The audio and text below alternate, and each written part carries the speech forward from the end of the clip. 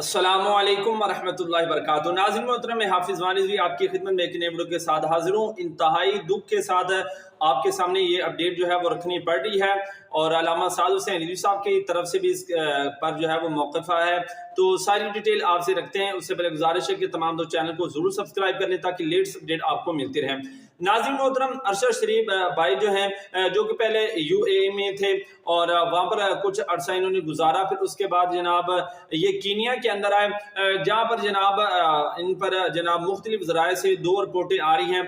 अव्वल ये कि जनाब इन पर जनाब इनको कत्ल किया गया है, इन पर हमला किया गया है, और दूसरा कि इनका जनाब एक्सीडेंट हुआ है जिसकी वजह से जनाब ये अपने खालिक़े हकीकी से जा मिले हैं। लेकिन खैर नाज़रीन मोहतरम, इस पर अभी जो है वो जारी व सारी है तहकीक।